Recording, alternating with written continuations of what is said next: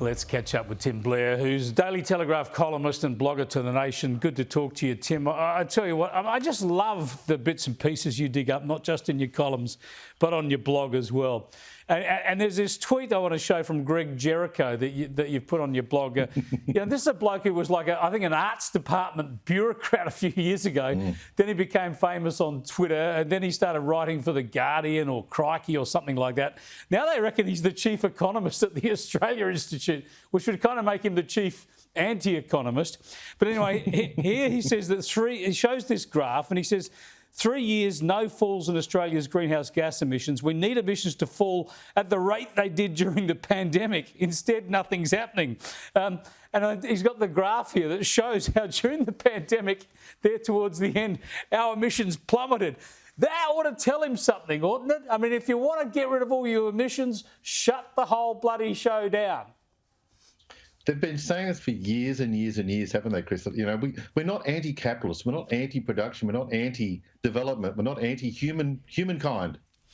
And then they support, or they applaud the horrific societal cost that was represented by all the pandemic lockdowns. And it was nightmarish, and it's still being, the outcome of this is still sort of folding out throughout our communities.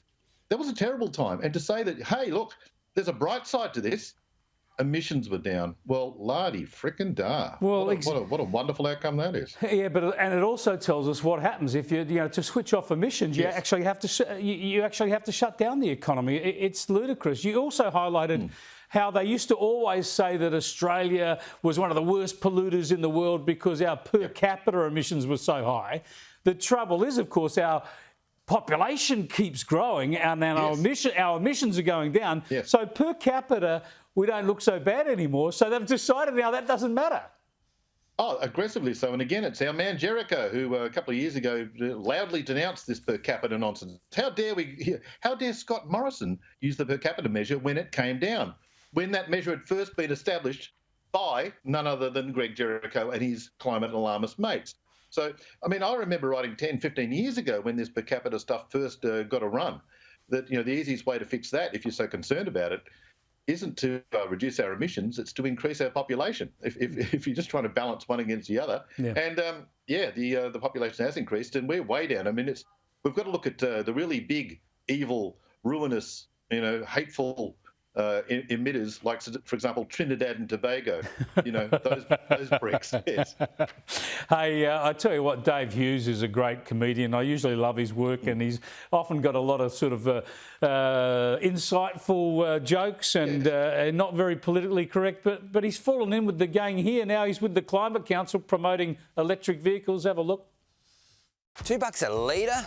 Petrol prices are out of control. Aussie cars guzzle more fuel than those sold overseas because we don't have national standards that make manufacturers send us their most efficient cars. Aussies deserve cleaner cars that are cheaper to run. It's time to say goodbye to crippling petrol bills and get on the road to saving.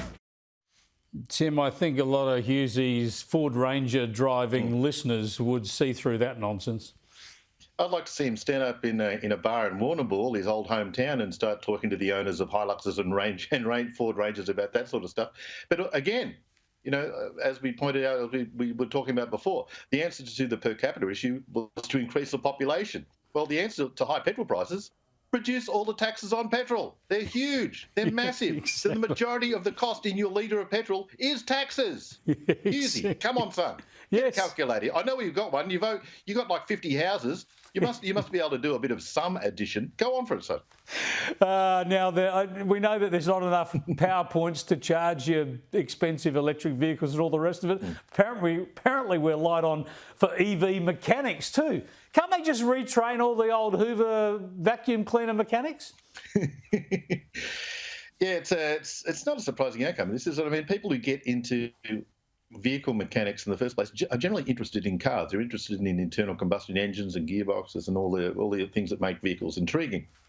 It's not an easy switch for them to go into EVs because they don't really care for EVs. So yeah, you're right. If we could get the old Hoover, door-to-door people to come out and start recharging things, maybe they could be retrained. I tell you what, I don't know whether you've seen this, but I want to give the last word on electric vehicles to the fantastic Aussie cricketer Elise Perry. She was playing in India and she spotted one in the crowd. Have a look.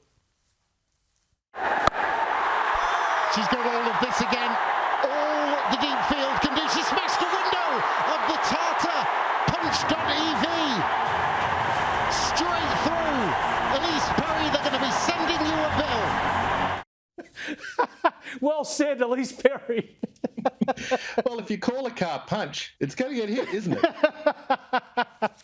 Exactly. Thanks for joining us, Tim Blair. We'll catch up with you later in the week with Mark Nicholson. Thanks for joining me.